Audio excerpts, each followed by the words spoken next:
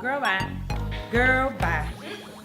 Girl, bye.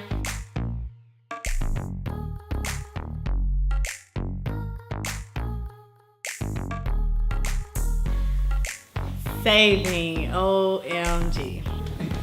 I gotta get comfortable for this one. I know I can do better. I know I can do it. I really have a problem with eating out.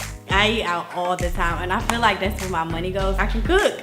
So why not just save my money going shopping, grocery shopping, and cooking at home instead of going out to eat, going to fancy restaurants, having a drink, or traveling. I love to travel, so I always spend money on flights, rooms.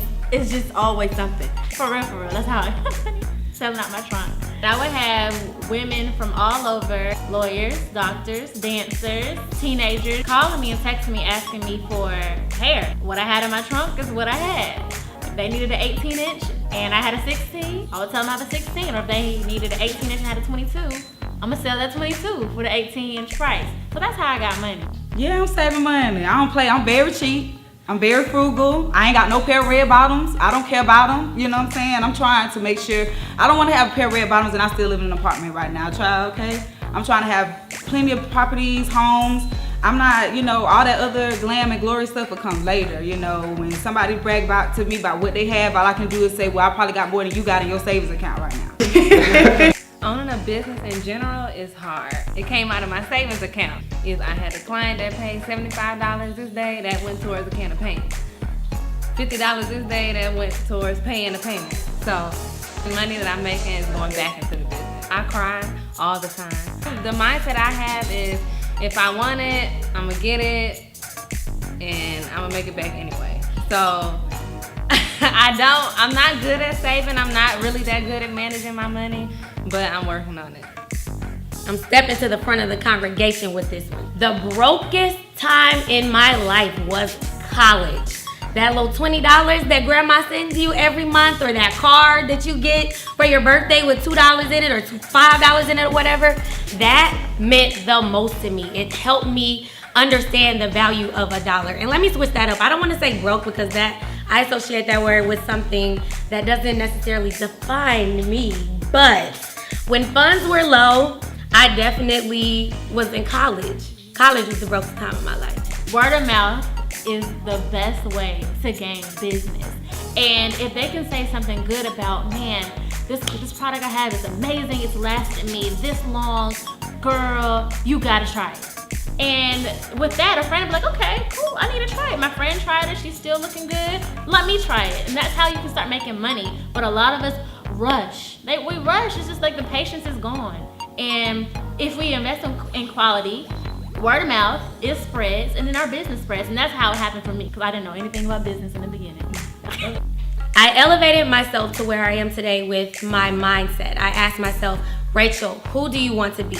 After I defined that, I said, okay, if I want to be undisputed, if I want to be organized, if I want to take charge, if I want to be that boss, I have to translate that into my everyday life. So I made sure that with the way that I walk, the way that I talk, the way that I represented myself on social media, I did so in a way that helped me take that next step, and it helped build my brand, and it helped me become ultimately what I wanted to be. As entrepreneurs, we're always learning, we're always growing, we're always putting a lot of pressure on ourselves to instantly be where we want to be or instantly become our idea of success. But sometimes we gotta slow it down, y'all.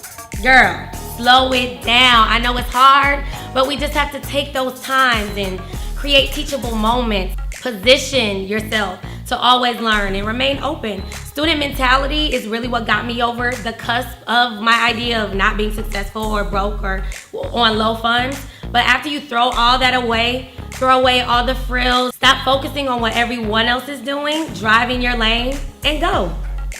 I know what to charge based on what I'm offering.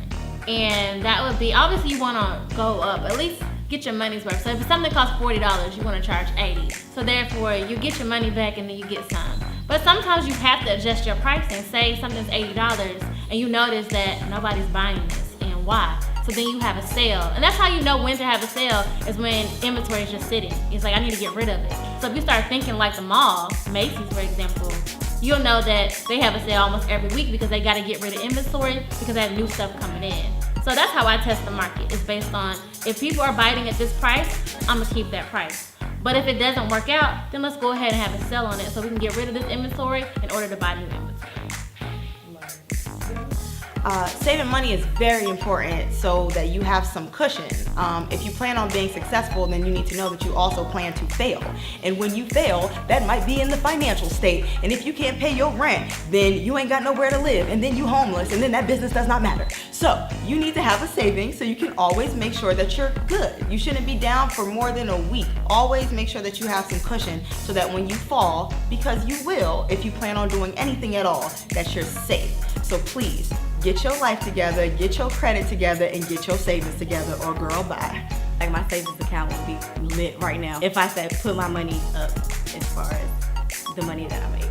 I gotta do so much better. I don't know what Webster defines it as, but Rachel defines it as putting yourself in areas or in facets that will help you move forward. It'll help you become that boss. It'll help you be that friend. It'll help you make that connection to add to your network. So if I were to suggest anything in terms of that word positioning that we're speaking on right now, I'd strongly recommend that you attend Ladies Who Brunch. Day and Bianca are some superb women, and they have worked really, really hard to bring you something awesome. So definitely pay attention to what's going on, pay attention to the promotions, and attend.